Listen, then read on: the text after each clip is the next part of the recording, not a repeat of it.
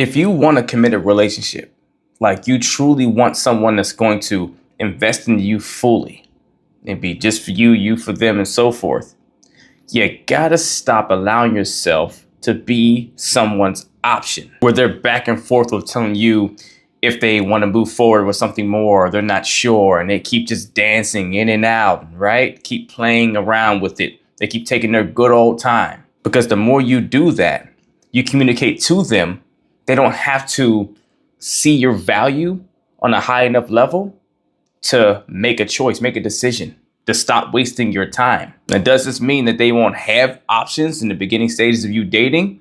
No, it doesn't mean that. Maybe they do, right? And they should, right? Someone that's highly viable, right, or worth having should explore their options in the beginning to make sure they're making the right choice.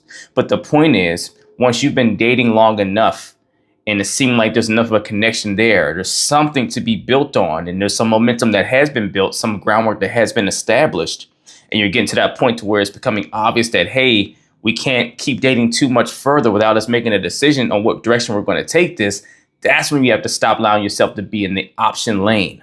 Meaning, by that point, if you start having conversations around, hey, well, what are we doing next? Where are we going from here? And I want to move forward. I'm ready for that, right? And you ask them, yeah, in the very beginning, they don't have to instantly be like, well, yeah, I'm 100% ready. Let's do it right now because you're ready. Maybe give them a little time to figure themselves out, but it can't be this ongoing thing to where they're still kind of just living their dating life and keeping you on hold this whole time while you're waiting for them to choose you. That's when you've become an official option that you don't deserve to be. If you've given what you feel is a fair amount of time to someone else to make a decision on whether they want to move forward with you, if they're not already in sync with you on the same page already, then at that point, it's time to pull your value off the table if they're not ready for what you're ready for. And it's okay that they're not ready. It's no judgment to them, right? It doesn't have to be a negative thing. It just means you value yourself enough to not sit around and wait for someone to fully see and want to invest into that value. And you're going to move on to give yourself an opportunity to let someone else want to invest with you that is ready for what you're ready for. Where so many people go wrong because they get that scarcity mentality sometimes, right? They're dating that person they really like and they're like, oh my gosh, it's hard to find people like this and I don't want to just let them go. And so I'll hang in there a little longer. I'll give them a little more time to figure it out. And then you wind up feeling resentful because either they ultimately don't choose you, or when they do choose you, they keep dibbling, dabbing back out there with someone else and they come back to you and then they finally kind of choose you. And down the road, maybe you guys are in a committed relationship, but you still have some unresolved resentment towards them for how the beginning of that journey went. You feel undervalued. Then maybe you start actually questioning your value, questioning if they really love you the way you love them. Do you get slipped into this anxious type of space where you're always trying to earn a certain level of validation from them to feel reassured that they truly do see your value the way you hope they would from the beginning? Or maybe you don't make it to that committed relationship and you feel like you wasted your time. Now you become a little resentful towards all men or all women because this happens to you often, right? But hear me clearly.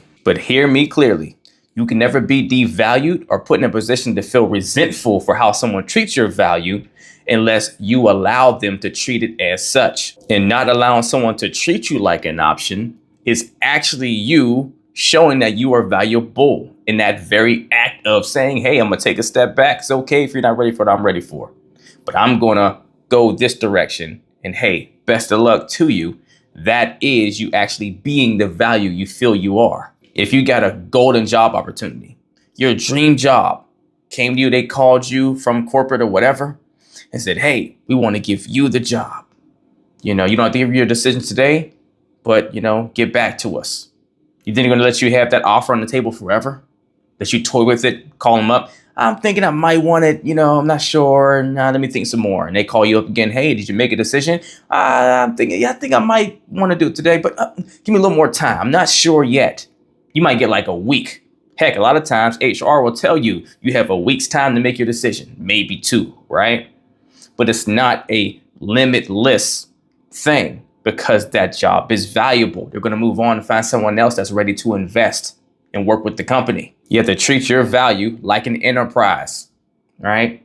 Something to be invested into and to be appreciated and valued through action. So if they're not going to choose you, don't sit on a rotation, move on to make space for the person that will. Let's get it.